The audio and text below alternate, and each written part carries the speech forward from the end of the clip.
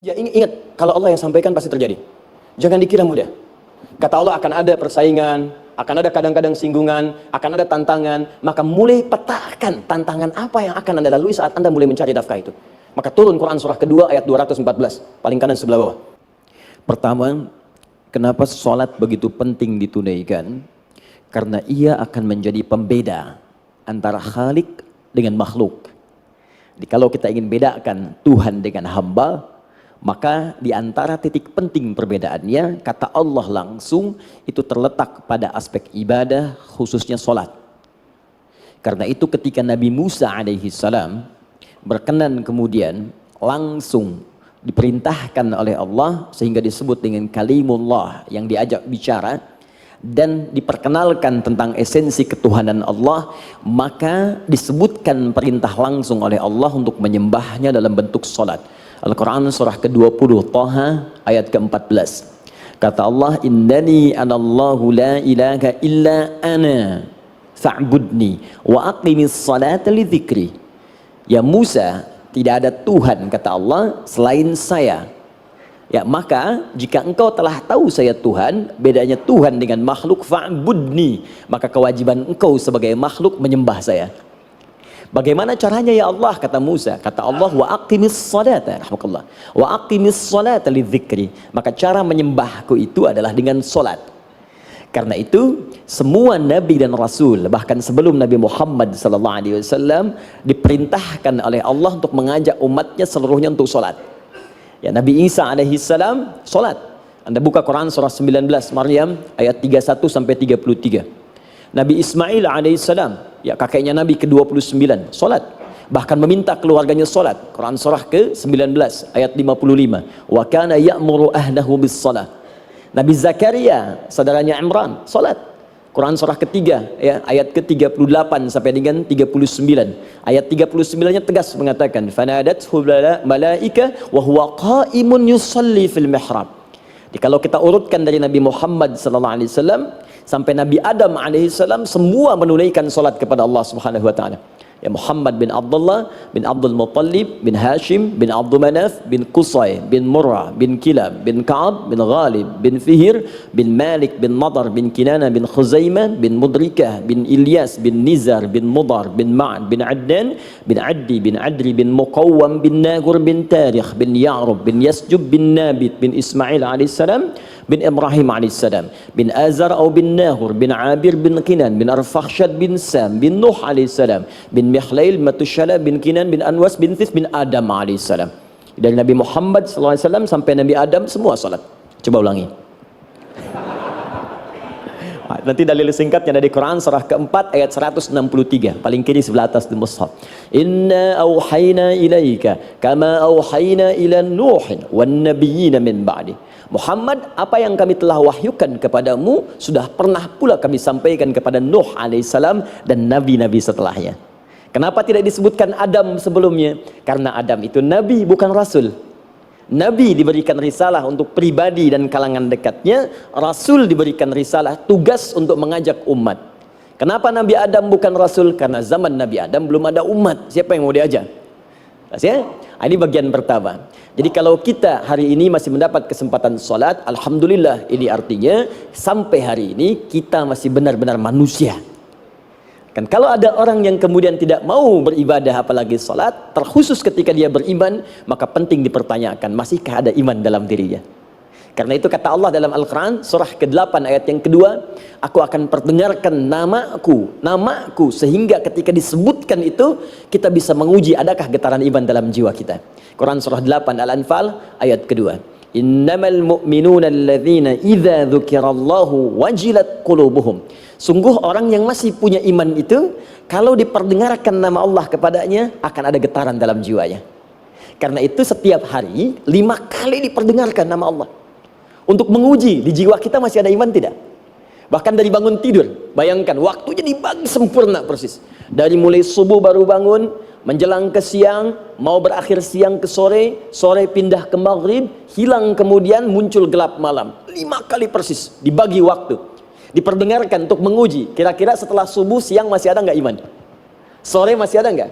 Ya Allahu Akbar, Allahu Akbar. Karena itu kalau iman masih ada melekat di jiwa kita, demi Allah saya katakan, begitu kita mendengar suara azan, pasti hati kita akan mengatakan, Allahu Akbar, Allahu Akbar. Wih, sudah azannya. Pernah begitu? Ya, walaupun mungkin setelah selesai la ilaha illallah baru azan, belum qomat. Ya, itu normal, gak apa-apa. Yang penting iman masih ada. Nah, ini menunjukkan ada getaran dalam jiwa. Satu itu. Yang kedua, ini yang jarang dimanfaatkan teman-teman. Jadi seringkali sholat dimaknai pada ibadah formal bagian pertama saja. Adapun yang keduanya, ini yang jarang digali. Padahal sekali saja dalam sehari, itu 5 kali Allah menunggu kita. Ternyata sholat itu satu-satunya wasilah ibadah yang disebutkan dalam Al-Quran untuk langsung memohonkan semua kebutuhan yang kita rasakan. Bahkan sebelum kita diminta sholat, itu kalimat pertamanya bukan ibadahnya. Kata Allah, kau punya masalah apa? Sedang butuh apa? Sedang punya problem apa? Buka Quran surah kedua Al-Baqarah ayat ke-45 sampai 46, paling kanan pertengahan di usad. Wasta'inu bis-sabri was-salah. Perhatikan kalimatnya, indah sekali. Ya Allah menempatkan salatnya bagian kedua. Kata Allah, wasta'inu, hei hambaku, jika kalian punya persoalan dalam kehidupan, maka, perhatikan kalimatnya baik-baik, wasta'inu, mintakan solusinya kepadaku. Jadi kalau sedang punya masalah, bukan bikin status, gak akan selesai. Sedang eksplorasi minyak, gak keluar-keluar, bikin status. Duh, susah sekali yang ngebornya, gak akan selesai. Jalan macet, bikin status. Jakarta macet, ya gak akan selesai.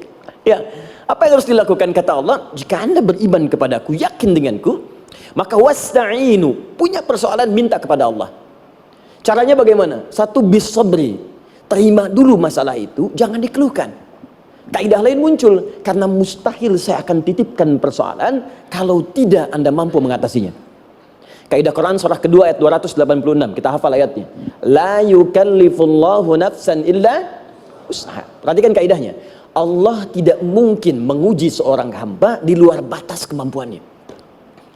Jadi kalau kita sedang punya ujian di rumah kah, pekerjaan kah, kehidupan sosial kah, sebesar apapun ujian itu, kata Allah, memang karena anda yang sanggup. Kalau nggak sanggup gak akan diuji. Di ujian itu berbanding lurus dengan kemampuan. Mustahil seorang hamba diuji di luar batas kemampuannya. Jadi kalau anda sekarang pun sedang punya masalah sebesar apapun, kata Allah, memang cuma kamu yang sanggup, yang lain tidak. Maka jangan mengeluh. Jangan anda katakan, ya Allah, why me? Kenapa saya? Kata Allah, why not? Memang kamu yang mampu, yang lain tidak. Nah, ketika anda bisa menerima itu dengan sabar, baru datang kalimat kedua, wassalah. Kemudian datang, tunaikan sholat dan mintakan solusi kepadaku lewat sholat. Ya, sedikit ya, lihat sini. Saya berikan sedikit uraian Al-Quran. Saya boleh menulis sini? Boleh ya? Ibu, maaf, agak jauh. Ibu kelihatan ini? Oh, belum saya tulis, bagaimana bisa kelihatan? Luar biasa. Cuma di Pertamina belum ditulis udah kelihatan. Maaf, lihat sini. Wasta'inu. Baik, ya. Saya ingin sedikit sekali. Ini redaksi Quran tuh indah sekali diksinya. Wasta'inu. Lihat sini. Kata Allah, jika anda punya persoalan dalam hidup, maka mintakan solusi. Terima dulu masalahnya dengan sabar, karena kita dipercaya oleh Allah. Gini cara memahaminya. Allah aja percaya dengan kita. Masa kita nggak percaya diri? Allah yakin dengan kita, kita mampu. Masa kita nggak yakin? Terima dengan sabar, kemudian wassalah, mintakan solusinya lewat salat. Kata perintahnya dibuka dengan kalimat wasta'inu. Kalau kita ingin rubah kata perintah ini, fi'il amr, ingin dirubah ke dalam bentuk permohonan, minta, maka rubah kalimatnya menjadi nasta'in. Lihat, nasta'in.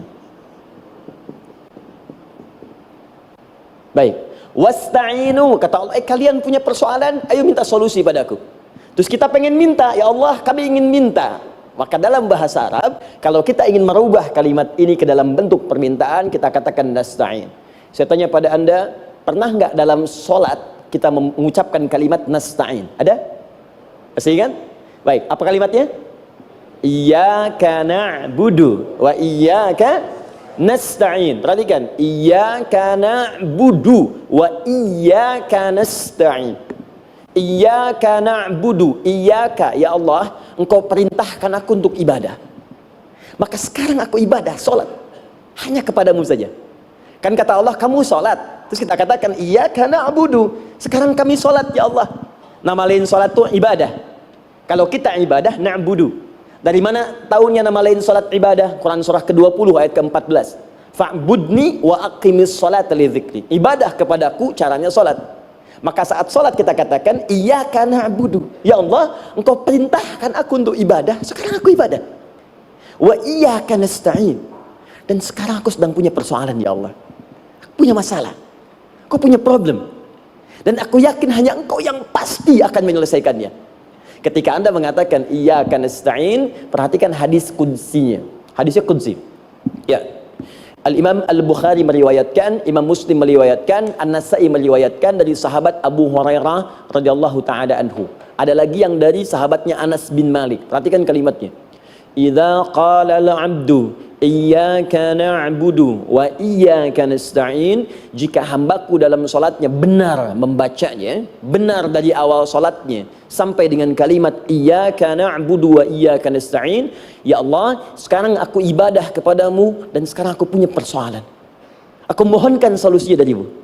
Kata Allah, hadza baini wa baina 'abdi. Ini perjanjian antara aku dengan hambaku. Wali 'abdi. Hadisnya qudsi. Wali abdi, kalau hambaku benar salatnya sampai kalimat ini, masalah, apapun yang dia minta sekarang, aku akan kabulkan. Aku akan kabulkan.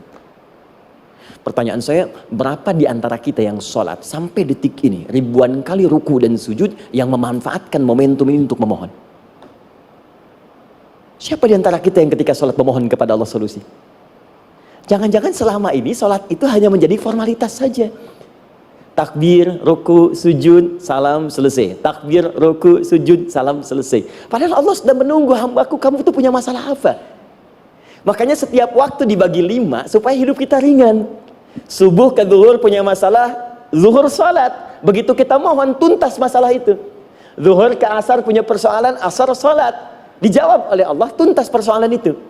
Karena itu semua nabi dan rasul, bahkan orang soleh, ketika punya persoalan dalam hidupnya, even itu hanya menulis karya ilmiah, maka mereka akan memulai dengan sholat dan minta kepada Allah Subhanahu wa Ta'ala. Teman-teman kenal Nabi Zakaria? Bagus. Baik, di sana belum tulis, sudah kelihatan. Sini kenal Nabi Zakaria, alhamdulillah. Tapi nggak apa-apa. Saya ke Sukabumi, Pak. Ada yang kenal Fir'aun? Kenal Fir'aun, kenal, bagus. Baik, Sukabumi hubun dunia, suka itu hubun, bumi itu dunia. Baik. Teman-teman, Nabi Zakaria itu diuji oleh Allah. Maaf, belum punya keturunan. Dan semua nabi punya ujian. Jadi jangankan kita, nabi aja yang jelas surganya punya ujian. Ya, Anda pernah sakit, Nabi Ayub sakitnya lebih parah dari kita. Ya, Anda di keluarga belum ada keturunan, Nabi Zakaria pernah lebih daripada kita.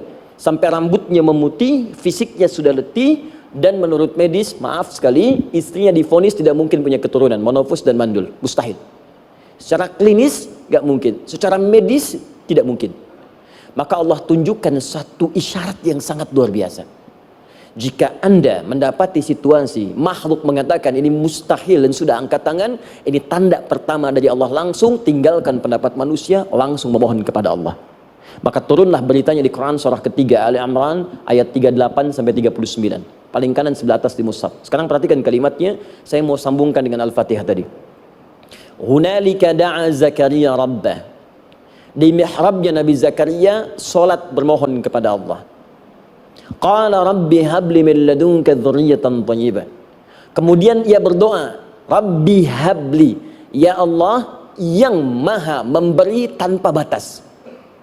Ini adab pertama, kalau teman-teman mau berdoa, sebut nama Allah sesuai dengan hajat kebutuhan kita. Itu yang disebut dengan Al-Asma'ul Husna. Di Asma'ul Husna itu bukan nama-nama indah yang sekedar dihafal, bukan. Tapi nama yang diberikan oleh Allah sesuai dengan kebutuhan hidup kita. Dalilnya Quran surah ke-17 ayat 110. Ya, paling kanan sebelah atas di mushaf, ke pertengahan. Ya, kata Allah, Qulid Allah. Jika Anda punya persoalan, sebut nama Allah. Allah Awir Rahman atau Ar-Rahman. Ayyamma tad'u, tapi kalau Anda ingin spesifik meminta, falahul asmaul husna. Pilih nama Allah, ia punya nama-nama yang indah sesuai kebutuhan kita. Jadi kalau teman-teman misalnya minta kelancaran rezeki, sebut ya Allah ya Razzaq. Anak mau ujian, ya Allah ya Al-Alim. Di proyek misalnya ada hambatan, ada gangguan, ya Allah ya Al-Jabbar ya Al-Malik. Ingin mudah mengatasi ujian, ya Allah ya Sabar. Minta. Ya, jangan semuanya disebutkan, nanti jadi beban. Ya Allahumma ya Rahman ya Al-Malik ya Al-Quddus ya Sabar, gitu kan? Yang tadinya nggak punya masalah jadi punya masalah, gitu kan? Pilih salah satu. Nah, jika Anda ingin memohon pada satu hal yang mustahil menurut manusia, maka minta dengan menyebut nama Allah yang memberi tanpa batas mustahil di dalamnya. Nama Allah tersebut namanya Wahhab. Wahhab. Ya Allah, ya Wahhab. Al-Wahhab. Kalau kita rubah dalam bentuk permintaan, maka singkat kalimatnya dengan hab. Hab. Untuk sendiri habli, untuk banyakkan hablana. Rabbana hablana min azwajina wa dzurriyyatina qurrata a'yun. Nabi Zakaria minta karena sendiri yang mengalami situasi itu, maka beliau katakan, Rabbi habli, ya Allah habli min ladunka, ya Allah yang tak punya batas dalam pemberian. Mereka mengatakan aku tak akan punya keturunan. Mereka mengatakan mustahil aku punya anak. Dan aku yakin kau memberi batas tanpa memberikan pemberian tanpa batas. Aku mohon darimu saja. Darimu saja, dzurriyyatan thayyibah, keturunan-keturunan terbaik. Innaka sami'ud du'a. Engkau pasti mendengar doa saya. Kalau pada yang maha memohon saja, maha mendengar saja tidak mengabulkan, lantas kepada siapa lagi aku mesti minta? Tapi poinnya bukan itu. Poinnya adalah ini disampaikan oleh Nabi Zakaria dalam keadaan sedang sholat, masih berdiri dalam sholatnya. Dalam bahasa Arab berdiri disebut dengan qaimun, qaim, berdiri.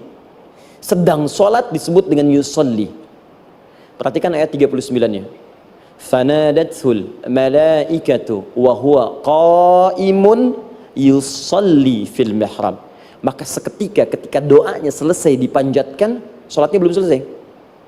Doanya selesai dipanjatkan, seketika datang malaikat menyampaikan, kamu dapat kabar gembira, Anda akan punya anak, bahkan namanya langsung diberikan oleh Allah, Yahya.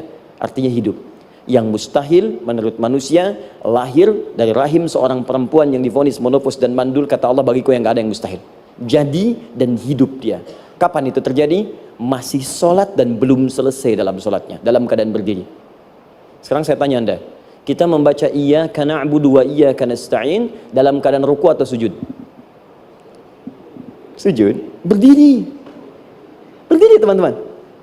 Betul kan?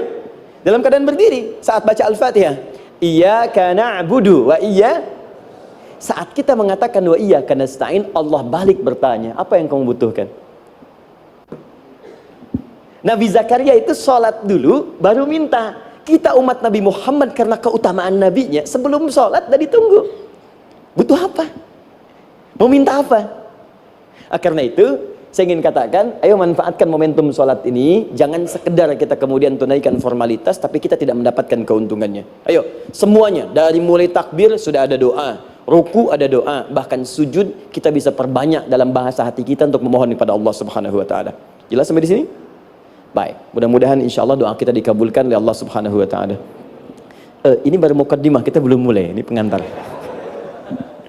Tema kita hari ini tentang Al-Quran. Dan mudah-mudahan kita diberikan insya Allah kelancaran untuk bahasan kita. Dan topik ini insya Allah akan memberikan banyak manfaat dari apa yang kita kerjakan dalam keseharian kita. Saya mohon izin untuk melambatkan bacaan karena tadi hanya mengantarkan saja. Teman-teman, kenapa mesti Al-Quran? Apa esensi Al-Quran? Dan kenapa Al-Quran diwahyukan pada Nabi Muhammad SAW? Apakah khusus untuk sekedar dibaca? Atau ada satu nilai yang sangat penting yang justru itu mengandung nilai mukjizat yang paling dalam dari Al-Quran? Yuk kita mulai dengan Al-Quran surah kedua Al-Baqarah ayat ke-38, paling kanan sebelah atas, disambungkan dengan Quran surah kedua ayat 185, paling kiri pertengahan di mushaf. Quran surah kedua ayat 38 dengan Quran surah kedua ayat 185. Saya mulai dari kisah Nabi Adam, saya pelan-pelan. Nabi Adam saat diciptakan oleh Allah, kemudian diberikan informasi bahwa beliau akan bertugas di bumi, beraktivitas di bumi. Disampaikan di Quran surah kedua ayat 30, paling kiri sebelah atas.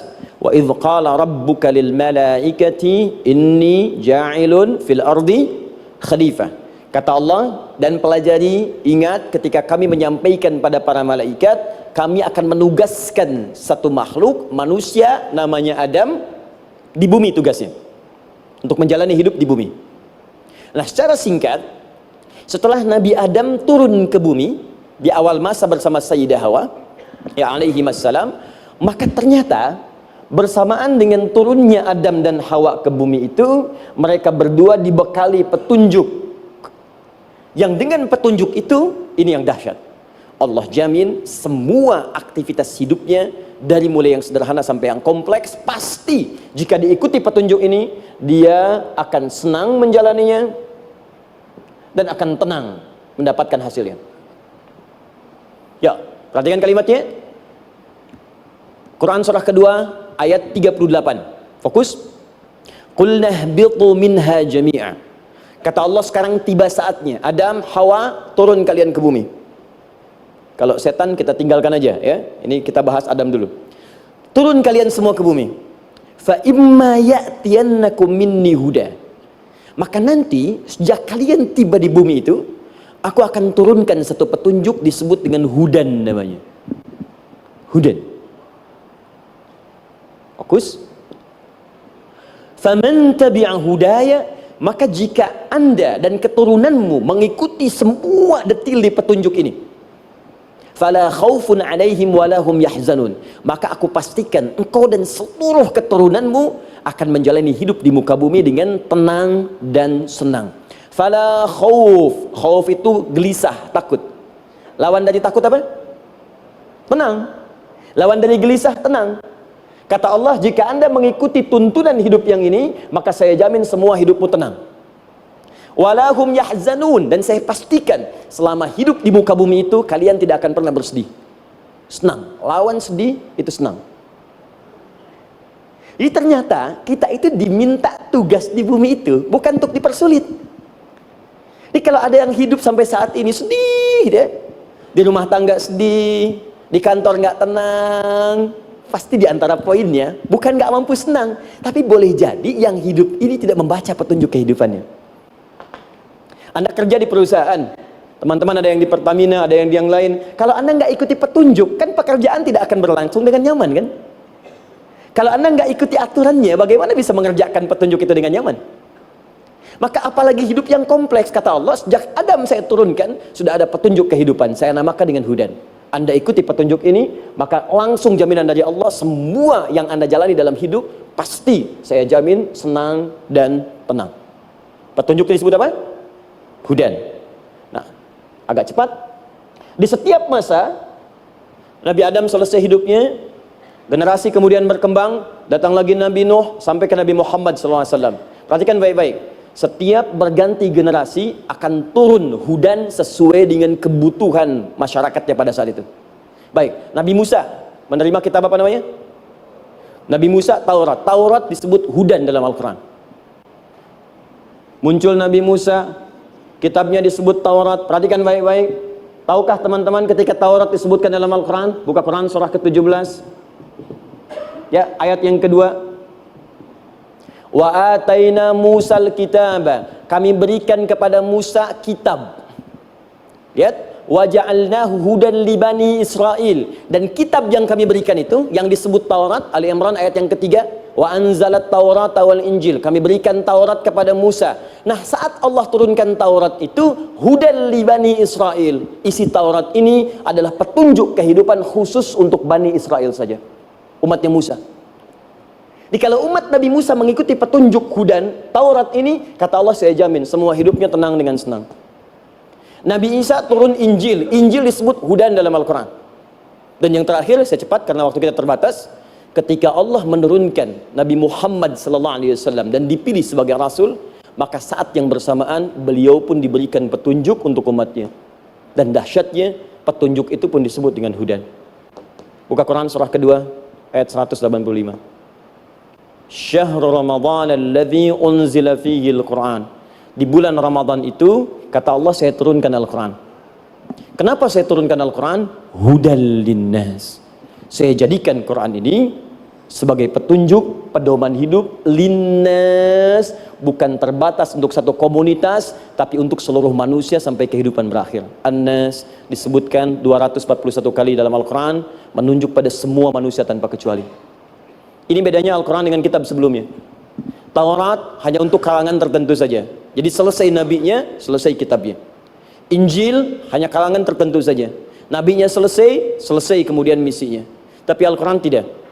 Ini kalimat pertama langsung dari Allah, walaupun nabinya wafat, tapi karena Al-Qurannya didesain oleh Allah untuk seluruh manusia sampai kehidupan berakhir, maka pasti Al-Quran itu di setiap masa akan mampu dijadikan pedoman dalam kehidupan. Jadi prinsip pertama, ketika Allah menurunkan Al-Quran, sebenarnya tujuan utamanya bukan sekedar dibaca, bukan. Tapi di dalamnya itu ada petunjuk hidup, Pak, Bu. Dan yang buat, yang menciptakan kita. Bukankah Anda kalau ingin memperbaiki sesuatu akan datang kepada penemunya, penciptanya? Anda punya handphone, ada masalah, kan datangnya ke counter handphone. Anda punya mobil, ada persoalan, bukankah datangnya ke dealer? Sekarang kita ingin tahu persoalan hidup kita, ingin tahu gambaran hidup kita, ingin tahu misi dan visi hidup kita. Kemana kita kemudian bertanya? Pada pencipta kita. Nah, kata Allah, ketika saya utus manusia pertama kali ke bumi, saya sudah turunkan bagaimana cara menjalani kehidupannya. Dan ternyata berita baiknya untuk kita diberikan oleh Allah satu petunjuk utuh, langsung disebutkan, isinya disebut dengan Al-Quran. Jadi dari Al-Fatihah sampai dengan An-Nas, dia bukan bacaan biasa. Semua di dalamnya ada petunjuk kehidupan kita, dari mulai bahkan dalam kandungan sampai kita wafat kepada Allah Subhanahu wa Ta'ala. Kalau diikuti petunjuk ini, langsung turun jaminan dari Allah, hidup kita pasti akan tenang dan nyaman. Saya bacakan cepat ya, tapi nggak usah ditulis. Nanti kalau teman-teman agak terlambat mengikutinya, Anda buka kembali rekamannya, Anda boleh runtutkan kembali. Saya baca cepat saja, dan ini insya Allah Anda hanya akan temukan dalam Al-Quran. Nanti saya berikan rahasia di akhir sebelum kita akhiri. Yuk, satu, Anda silahkan bandingkan dengan buku manapun, referensi manapun, Anda hanya akan temukan dalam Al-Quran. Dari sejak sebelum lahir, bagi perempuan yang tengah mengandung, langsung Allah berikan tuntunan bagaimana agar kandungan itu berjalan dengan sehat, nyaman, dan mudah ke persalinan. Quran surah ke-7 ayat 189. Perkembangannya bisa diamati dan dicek kemudian, ya, baik ke dokter atau yang lain. Nanti perkembangannya disebutkan di Quran surah ke-22 ayat ke-5. Dirinci lagi di Quran surah ke-23 ayat 11, dari 9 sampai dengan 13. Kemudian mulai terlahir, dari lahiran diberi petunjuk oleh Allah. Nih, berikan ASI, maksimal 2 tahun. Kalau ingin berhenti sebelum 2 tahun, boleh. Begini caranya. Quran surah kedua ayat 233. Dari sampai usia 2 tahun, menjelang balik, kata Allah berikan 4 pendidikan dini. Ini turunannya, disebutkan 1, 2, 3, 4. Jika Anda ajarkan ini, maka anak ini akan tumbuh. 1, dekat dengan Allah. 2, dijamin taat pada orang tuanya. 3, dia akan baik dengan lingkungannya. Dan 4, dia akan bertahan dalam kebaikan sampai dia dewasa. Quran surah ke-31 ayat 13 sampai dengan 19. Usia 7 tahun, ya, mulai dia balik misalnya, dia akan mulai belajar bagaimana cara belajar yang baik supaya cepat paham, gampang mengerti. Turun Quran surah ke-9 ayat 122. Amalannya di Quran surah 96 ayat yang pertama. Kemudian rinciannya diturunkan di Quran surah kedua ayat 282 di ujung ayatnya. Lalu bagaimana mencari sekolah yang bagus, majlis yang baik, guru-guru yang baik, diturunkan Quran surah ke-58 ayat ke-11.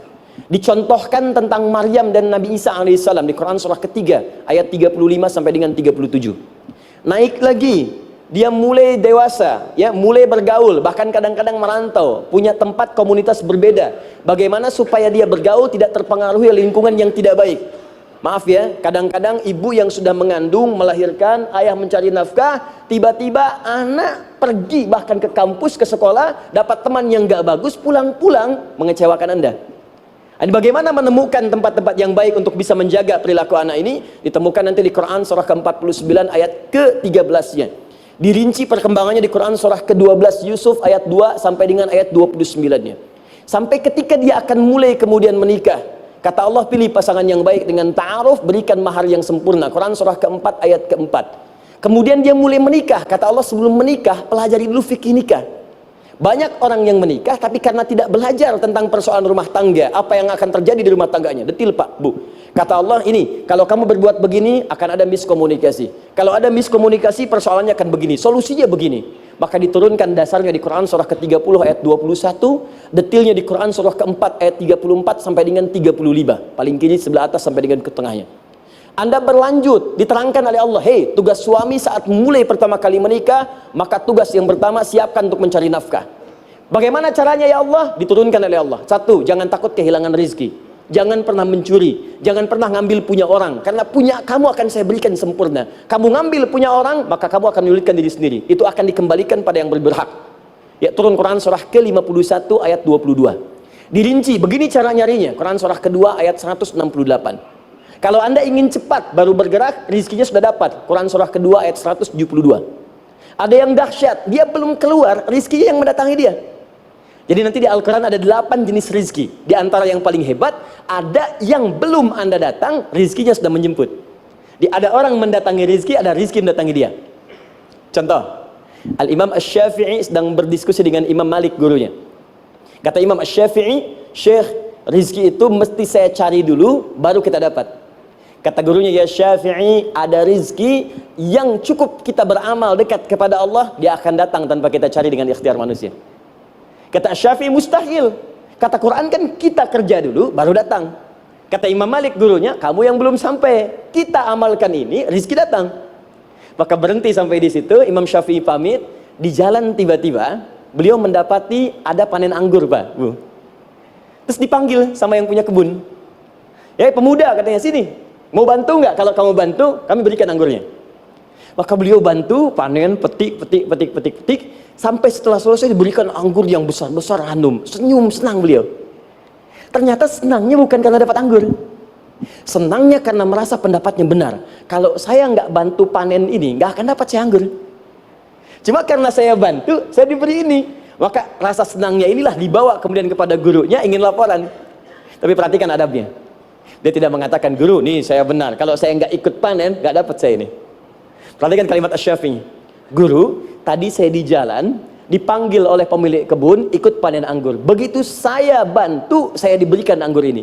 Beliau tekankan dengan kalimat yang kencang pada kalimat, begitu saya bantu, saya dapat anggur ini.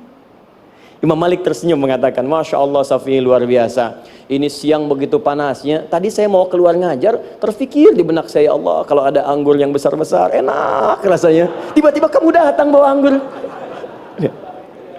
Jadi Imam Syafi'i kerja dapat sesuatu, Imam Malik terfikir sesuatu, datang rezeki. Itu ada di Quran surah ke-7, teman-teman, ayat ke-96, paling kanan sebelah atas di mushafnya. Baik, teruskan dulu. Ya, Anda dalam mencari kerja, ingat, kalau Allah yang sampaikan pasti terjadi. Jangan dikira mudah. Kata Allah, akan ada persaingan, akan ada kadang-kadang singgungan, akan ada tantangan. Maka mulai petakan tantangan apa yang akan Anda lalui saat Anda mulai mencari nafkah itu. Maka turun Quran surah kedua ayat 214, paling kanan sebelah bawah. Am hasibtum an tadkhulul jannata. Hei, apa kamu mudah begitu saja mengira akan sukses dalam pekerjaanmu? Bahkan bisa diartikan surga, ingin masuk surga. Walamma ya'tikum mathalul ladzina khalau min qablikum. Sebelum engkau diuji seperti orang sukses dulu pernah sukses. Lihat mereka. Nggak ada orang sukses yang instan. Cuman balikan telapak tangan dapat, tidak. Kata Allah, lihat orang-orang dulu. Lihat orang-orang hebat dulu. Bagaimana mereka bisa kaya, bisa sukses, bisa punya posisi. Masat umul ba'sa. Petakan olehmu tantangan apa yang akan dihadapi saat engkau bekerja itu. Satu, kata Allah, ba'sun. Ada yang ringan. Ya, ba's. Ba'sa jama' dari kata ba'sun. Dua, dara'. Dia sudah menengah, jama' dari kata durun. Tiga, zilzal. Ini yang paling tinggi puncaknya. Jadi kalau Anda sudah mendapatkan ini, yakinlah, berarti Anda akan mendapatkan posisi yang tinggi. Karena mustahil orang besar diuji dengan ujian yang kecil. Zilzal, ini bagian ketiga. Ba'sa, ba'sun, mulai. Kira-kira tantangan-tantangan ringan apa saja yang akan Anda hadapi?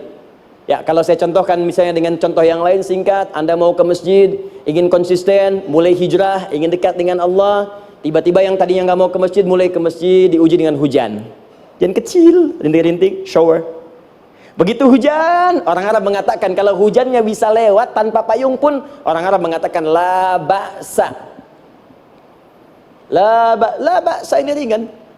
Orang kita sambungin, labas. Dari bahasa Arab, lewat. Nah, jadi kalau Anda mau berangkat nih, siap bekerja, siap hadapi tantangan. Baru mau lewat hujan kecil, berarti itu tantangan kecil kita lewati. Macet, petakan, cari jalan yang kemudian sempurna, jalan yang kosong, buka Google-nya, buka Waze-nya, buka map-nya, cari. Jadi kalau pada yang kecil aja belum kita lewati, bagaimana mendapatkan yang besar? Anda mau ke masjid, dikasih hujan kecil, mau berangkat gak jadi. Papa, kenapa gak jadi? Hujan mah, kan ada payung, takut riak. Setelah itu darwa, maaf, tantangan fisik. Kadang-kadang mulai ke fisik, mulai mengganggu. Ya, maaf, dirincikan kemudian oleh Al-Quran. Turun Quran surah ke-21, ayat 87 sampai 88, kisah Nabi Yunus alaihissalam. Yunus beraktivitas, bekerja, bukan berarti nggak ada tantangan. Kadang-kadang dibawa, kadang-kadang diusir, kadang-kadang Anda dapat misalnya proyek, kadang-kadang sudah mulai masukkan tender, tiba-tiba gagal, diserobot orang, kadang-kadang orang yang dapat, Anda yang ngajukan, itu biasa. Kata Allah itu biasa, bukan cuma Anda, yang lain pun ada. Bukankah Allah ajarkan kisah Sayyidah Hajar alaihissalam dengan Ismail? Bukankah bolak-balik naik Safa Marwah, kadang di atas, kadang di bawah, kadang lihat peluang sampai Marwah ternyata bukan air. Terkadang Anda yang bekerja, tim yang lain yang mendapatkan karena kerja keras Anda, bisa jadi terjadi. Bukankah yang kerja keras Hajar yang dapat Ismail? Mungkin Anda yang konsep, yang dapat minyaknya orang lain. Mungkin Anda yang kerja, kan yang suksesnya teman Anda, gak ada masalah. Dan itu kemudian akan bermanfaat bagi Anda. Tidak mungkin setiap keringat yang keluar dari diri kita mustahil, kecuali akan melahirkan manfaat yang kembali pada diri kita. Tantangan. Tapi yang paling dahsyat, ini yang gak ditemukan di sebagian referensi yang kita baca. Ketika Allah menjelaskan semua tahapan-tahapan tantangan ini sampai ke puncaknya zilzal. Zilzal itu kalau bahasa sekarang gempa. Ada ujian yang menggoncang hati kita. Ketika Anda kerjakan, ya Allah, tantangannya dahsyat. Kenapa mesti saya, ya Allah? Kau nggak selesai-selesai, ya Allah. Itu wajar, teman-teman, itu biasa. Kata Allah, orang dulu saja mengatakan, mata nasrullah, kapan ini selesai? Berbahagialah kalau teman-teman sudah mendapatkan tantangan puncak yang paling tinggi ini. Ini artinya Allah sedang mempersiapkan Anda menjadi orang besar di kemudian hari. Dan cara mengatasinya diturunkan Quran surah ketiga ayat 142, paling kiri sebelah atas. Perhatikan dahsyatnya. Yang pertama diterangkan tantangannya, yang kedua dijelaskan cara mengatasinya. Saya mau berhenti sampai di titik ini, nanti saya terangkan cara berinteraksi dengan Al-Quran.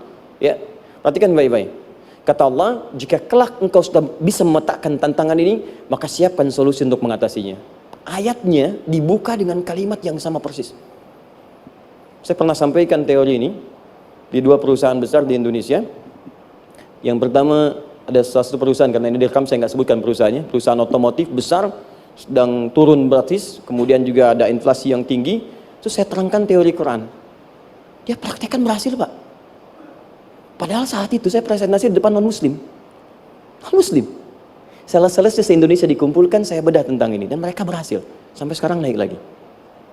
Yang kedua, sama, ini direkturnya juga non-muslim. Tapi nggak apa-apa, kita diskusi. Dan mau mendengar teori ini. Dan praktekkan, naik. Ya, dulu di satu perusahaan minyak juga. Sedang turun, karyawan semua dikumpulkan. Lalu kita bahas tentang ini, kita terangkan. Yang ini yang paling menarik dari Al-Quran. Kalimatnya sama persis. Quran surah ketiga, ayat 142. Am hasibtum an tadkhulul jannata. Apa Anda duga akan begitu mudah mendapatkan kesuksesan dalam hidup? Tolong fokus baik-baik. Jangan selalu mengartikan jannah dengan surga. Karena asal kata jannah itu artinya kesuksesan, kebahagiaan yang belum tampak. Surga, kenapa disebut dengan jannah? Karena itu puncak kebahagiaan kita yang belum nampak sekarang. Saya kasih rahasia ya. Ini di antara kita saja nih. Kalau ada kata jim dengan nun di depannya, itu pasti tidak nampak, tersembunyi. Apapun tambahannya. Ya, misal, jin kenapa disebut dengan jin? Karena memang ketika diciptakan, dia tidak tampak, tersembunyi. Lawannya ins, karena itu kita disebut ins, karena saat lahir kita tampak. 18 kali disebutkan dalam Al-Quran. Ya ma'syaral jinni wal ins, wa ma khalaqtul jinna wal ins. Jadi jin disebut jin karena memang fitrahnya tersembunyi, nggak nampak. Jadi kalau ada jin melakukan penampakan, itu jin sedang kena masalah, sedang keluar dari fitrah. Sama dengan manusia, harusnya tampak. Jadi kalau ada manusia yang senang sembunyi-sembunyi, dia sama dengan, bukan saya yang bilang, sedang punya masalah. Ke kantor, sembunyi-sembunyi, hati-hati Pak Alfian tuh. Biasa ada pintu depan, masuk pintu belakang. Suami di rumah, buka WA, sembunyi-sembunyi, Bu hati-hati itu. Pulang lewat pintu belakang, berarti sedang punya persoalan dalam hidup. Setiap ada jim dengan nun, pasti tersembunyi. Ibu punya janin, rahim, dalam rahim ada janin. Kenapa disebut dengan janin? Jim, nun, ya, nun. Karena sosok itu belum nampak dalam pandangan kita. Nanti kalau sudah lahir, baru tampak. Jannah, kenapa disebut jannah? Karena belum tampak dalam pandangan kita. Nanti kelihatan. Karena itu dalam Al-Quran, kata jannah itu tidak dikhususkan dengan surga. Tidak dikhususkan dengan surga. Kadang-kadang menunjuk aspek kesuksesan yang belum tampak. Anda mau ngomor minyak, minyaknya belum tampak. Belum kelihatan. Anda mau kerja, ya hasilnya kan belum tampak, baru ikhtiar sekarang. Karena itu orang Arab disebut kaya kalau mereka mendapatkan kebun yang tak tampak sebelumnya. Kebun anggur, bukan kurma, kalau kurma banyak. Kebun anggur, ada apel, ada jeruk, sampingnya ada sungai-sungai, disebut dengan jannah. Ya, kalau punya unta, nggak kaya di Arab, biasa. Karena yang kelihatan padang pasir, unta, hitam, merah, biasa. Tapi kalau sudah punya kebun anggur yang sulit di padang pasir ada kebun, itu baru disebut kaya. Karena itu orang Arab kadang mengartikan jannah dengan aspek kesuksesan yang belum tampak. Diartikan dengan kebun anggur, kebun apel, dan macam-macamnya. Perhatikan, am hasibtum an tadkhulul jannah. Apa Anda duga ingin sukses itu begitu mudah? Sukses jadi tidak. Walamma ya'lamillahu alladhina jahadu minkum wa ya'lamas sabirin. Perhatikan baik-baik.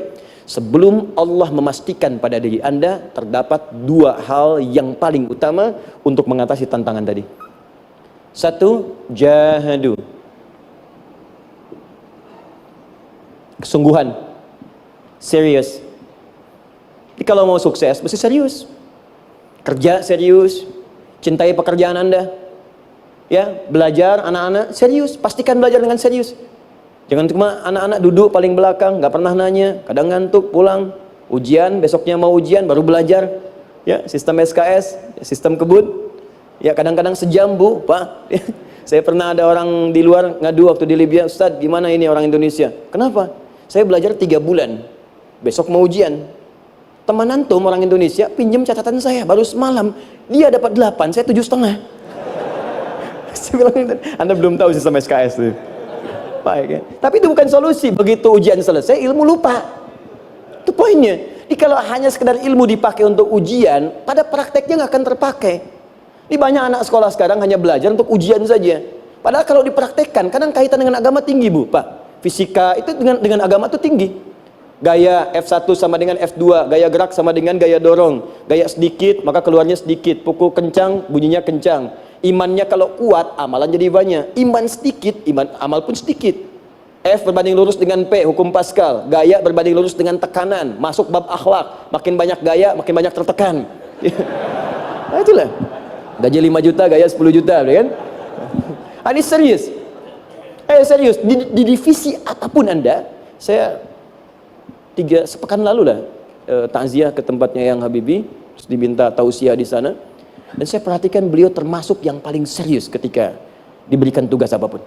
Gak pernah diberikan amanah kecuali mencintai pekerjaan itu. Yang Habibie demikian. Ciri orang sukses itu serius. Tapi keseriusan itu, kata Allah petakan jadi 3 bagian lagi. Karena jahadu itu punya 3 turunan kata. Satu, keseriusan merencanakan, disebut ijtihad namanya. Punya rencana. Mappingnya apa? Stepnya apa? Oke, Anda ingin kerjakan sebuah proyek, baik, proyeknya berlangsung berapa lama? Target kita apa? Jangka panjangnya, menengahnya, jangka pendeknya. Kemudian apa tantangan yang akan dihadapi di setiap tahapan-tahapannya? Selesaikan. Bahkan saking pentingnya tahap perencanaan ini ditunjukkan oleh Allah langsung lewat sholat. Teman-teman masih ingat sholat pertama yang kita kerjakan setiap hari, sholat apa namanya? Subuh. Apa artinya subuh? Tuh, ini masalahnya. Ini kata Al-Quran sendiri ya, kata Al-Quran sendiri. Nanti akan ditemukan orang yang ibadah tidak paham apa yang dikerjakan dan dilakukan dalam ibadahnya. Contoh sholat. Kata Allah akan ada orang sholat yang saat sholat tidak mengerti apa yang ia baca dan ia lakukan dalam sholatnya. Jujur tanyakan pada diri kita. Sampai detik ini, dari sekian ribuan kali ruku dan sujud, berapa persen bacaan sholat yang kita pahami? Jangan-jangan kita ruku tapi nggak ngerti yang dibaca. Sujud tak paham yang diungkapkan. Bagaimana bisa khusyuk? Mustahil. Maka kembali ke sini, kenapa sholat pertama itu disebut dengan subuh? Teman-teman, ternyata semua nama sholat dari subuh sampai isya, plus bacaan dan gerakan dari takbir sampai salam, itu bukan sekedar gerakan semata. Semua ada artinya, ada maknanya. Dan diajarkan oleh Nabi langsung. Subuh disebut dengan subuh. Ada dua kata. Satu, fajar. Quran surah ke-17 ayat 78. Inna Qur'an al-fajri kana mashhuda. Kedua, subuh di surat At-Takwir. Was-subhi idza tanaffas. Kenapa disebut fajar? Fajar itu pancaran positif, pancaran kebaikan. Jadi kalau yang baik disebut fajar. Kalau yang jelek disebut fujur. Fujur ada di Quran surah 91 ayat 7 sampai 8. Wa nafsi wa ma sawaha fa'alhamaha fujuraha wa taqwaha. Fujur itu rambatan, gelombang buruk yang muncul dari nafsu. Ya, ditembuskan ke elemen tubuh kita. Misal gini. Tiba-tiba pengen marah. Ya, di tubuh kita mengatakan melotot, maka ini ada pancaran di hati kita nyambung kemudian ke mata. Ini rambatan dari sini ke mata disebut fujur namanya. Mau ke tangan pukul, masuk ke tangan. Itu rambatannya disebut fujur namanya. Ya. Yang baiknya disebut fajar. Ya, misal saya ingin sholat, tiba-tiba hati mengatakan sudah azan, merambat ke kaki, cepat melangkah, cepat wudhu. Nah, itu rambatannya disebut fajar namanya, atau infajar. Ini pasti ada, ya. Fujur nama lainnya nafsu, disebutkan 115 kali dalam Al-Quran. Takwa, rambatan fajar, sumbernya takwa, disebutkan 115 kali dalam Al-Quran. Di jiwa kita ada takwa, ada nafsu. Takwa yang dorong malaikat disebutkan 88 kali dalam Al-Quran. Nafsu yang dorong setan disebutkan sama 88 kali. Di setiap Anda akan mengerjakan satu hal, pasti akan yang mendorong pada yang baik, akan mencegah dari yang baik itu nafsu. Pasti itu. Pak Alpian mau tanda tangan proyek, tiba-tiba disodorkan, Pak, ini Pak, kok begini proyeknya? Perbaiki, karena ada yang nggak beres. Tapi fee-nya lumayan Pak, 1 miliar. Nggak bisa. Jiwa takwa mengatakan jangan terima Pak. Bapak mengatakan maaf, ini jari tahiyat, gak akan pernah dipakai maksiat. Perbaiki, datang lagi. Ini Pak, kok sama? Fee-nya diperbaiki Pak, 100 miliar. Nafsunya mulai berkata, terima. Takwanya bilang, jangan. Akhirnya beliau katakan, tangan tahiyat gak akan pernah dipakai maksiat. Tapi tunggu, saya istighfar dulu.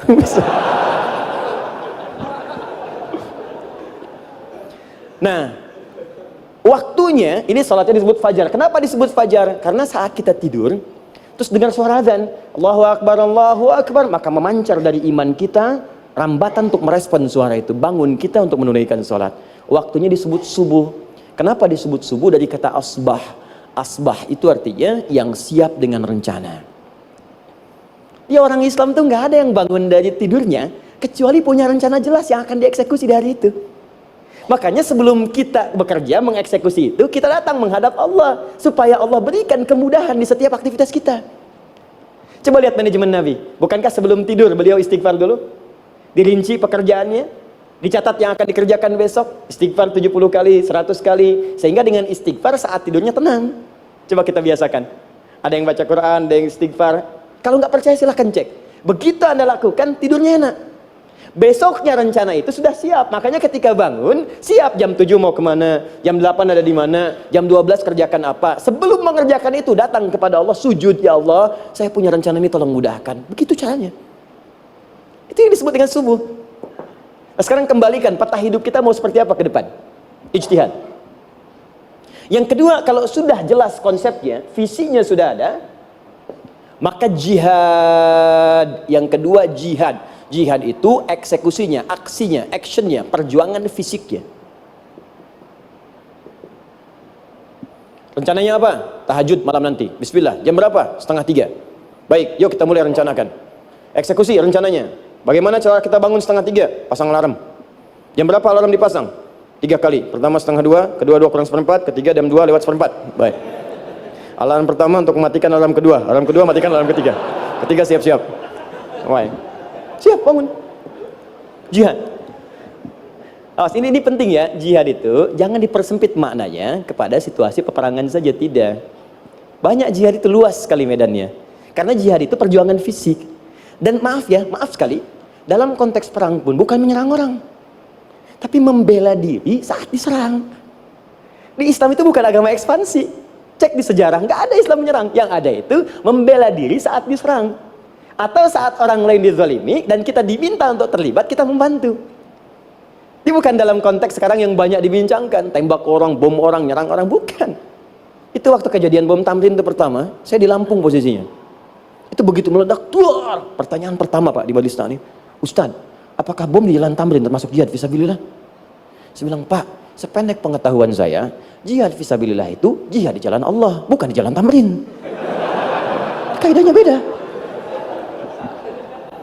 Nah, misal mencari nafkah itu jihad. Cari nafkah jihad. Quran surah keempat ayat 34, paling kiri sebelah atas. Tugas pertama ketika menikah, kata Allah, ar-rijalu qawwamuna 'alan nisa. Setiap lelaki itu diminta oleh Allah untuk mengatur bagian rumah tangganya. Jadi pemimpin di rumah tangganya. Ya bima faddalallahu ba'dahum 'ala ba'din, karena diberikan kemampuan untuk memimpin. Di pemimpin itu ada di suami. Dan ciri khas pemimpin, Bu, biasanya ciri khas pemimpin apa, Bu? Bukan tegas, bukan. Ciri khas pemimpin itu tidak mau dipimpin. Makanya kalau ada sesuatu, masukkan lewat usulan, jangan beri saran. Kalau saran susah, itu pemimpin. Baik, tapi yang paling luar biasa kata Allah, perhatikan kalimatnya indah sekali. Wa bima anfaqu min amwalihim. Saya berikan tugas untuk mencari nafkah. Ketika seorang lelaki bertugas mencari nafkah, ingat ya, konteks apapun, kalau perempuan nanti bekerja bukan nafkah poinnya. Bisa hobi, ya, bisa aktivitas, tapi nafkah kalau sudah menikah itu ada pada suami. Perempuan tidak. Kalaupun tidak dilarang perempuan bekerja, tidak. Sayyidah Aisyah mengajar, ada yang para sahabiah jadi perawat, ya, ada yang pengajar. Banyak dulu sahabat Nabi yang perempuan mengajar. Ya, kan ada pelajaran-pelajaran khusus perempuan. Ya, ada bagian perawat, ada dokter. Ini kan yang ngandung perempuan, masa yang periksa laki-laki? Ya, ada bagian perempuan tertentu. Itu silahkan bekerja boleh, tapi nafkah laki-laki. Begitu lelaki meniatkan pekerjaannya karena Allah untuk mencari nafkah, itu setiap langkahnya jihad fisabilillah. Wafat, syahid. Maaf ya, apakah selama Anda bekerja sudah diniatkan ibadah? Jangan-jangan cuma kerja aja. Kalau cuma kerja, apa bedanya Anda dengan yang belum beriman? Anda wafat juga. Kerja di gedung yang sama, berangkat menemukan kemacetan yang sama. Apa bedanya iman kita dengan yang lain? Satu, kita pasti wafat, pasti pulang. Dan kita nggak bisa pilih, ya nggak bisa pilih. Antum bisa duluan, saya belakangan mungkin. Atau ditukar, saya belakangan, Anda duluan mungkin. Atau memang saya bisa duluan, ya duluan menyolati Anda. Oke, paham ya? Jadi ibu di rumah jihad, Bu, pada anak, perawat, mengandung itu sudah jihad. Jadi kalau wafat dalam proses saya melahirkan atau sedang mengandung itu syahid. Itu jelas nggak ada perbedaan pendapat. Anak-anak yang sekolah niatkan ibadah, Bu, Pak. Mohon maaf ya, mesti ada bedanya. Iman kita di rumah mesti itu terpancar kepada anak-anak. Ajarkan mereka sekolah yang baik. Pilih sekolah yang mengajarkan sholat, mengajarkan baca Quran. Sekarang banyak kok. Fisikanya bagus, Qurannya bagus, kimianya bagus, sholatnya juga bagus. Cari. Kalau bisa dunianya bagus, akhirat bagus, kenapa hanya pilih dunia saja? Siapkan, itu jihad. Terakhir, tidak mudah mengeksekusi ini, pasti ada tantangan yang ketiga, namanya mujahadah. Mujahadah, tantangan mengatasi gejolak jiwa. Kadang-kadang malas, capek, ya belum eksekusi dilakukan, sudah berdebat pada yang tidak penting, sehingga tidak menghasilkan kesimpulan, ragu-ragu, khawatir, maka atasi semua itu. Turun Quran surah kedua ayat 216. Kutiba alaikumul qitalu wa huwa kurhul lakum. Kalau engkau sedang tidak nyaman, maka perangi ketidaknyamanan itu jika engkau ingin mendapatkan kesuksesan yang telah engkau cita-citakan. Asa an takrahu syai'an fa huwa khairul lakum. Boleh jadi apa yang engkau tidak rasakan sekarang, engkau rasakan gak enak, gak nyaman, di balik itu Allah sedang siapkan sesuatu yang lebih baik untukmu. Wa asa an tuhibbu syai'an fa huwa syarrul lakum. Mungkin yang engkau harap-harap sekarang boleh jadi itu belum baik untukmu sekarang. Allahu ya'lamu wa antum la ta'lamun, karena Allah lebih tahu masa depan, engkau pikiranmu pendek sampai di sini saja. Maka teman-teman sekalian, kembalikan lagi, tidak pernah Anda akan temukan dalam Al-Qur'an kecuali bimbingan hidup yang semuanya nyata. Silahkan cek. Itu baru pekerjaan, belum ibu di rumah, ibu capek merawat anak, kadang mengeluh, kadang nangis. Turun Quran surah ke-17 ayat 23. Kadang-kadang ada beda pendapat dengan suami, Quran surah ke-4 ayat 34 sampai 35. Masalah kondangan saja, Pak, bisa beda pendapat. Ya. Ya, Pak, kan ada family gathering malam, Mama pakai baju apa ya? Hijau apa yang biru? Masya Allah, kata Anda biru bagus, Mah. Kata Mama kayaknya hijau deh, Pak. Tuh. Nanya tapi udah punya jawaban.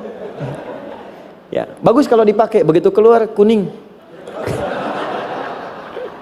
Naik lagi, Anda udah 40 tahun, anak masih ada, turun Quran surah ke-46 ayat 15. Kemudian naik lagi sampai Anda sepuh, sampai kembali ke keadaan tidak normal seperti anak-anak lagi, Quran surah ke-22 ayat ke-5.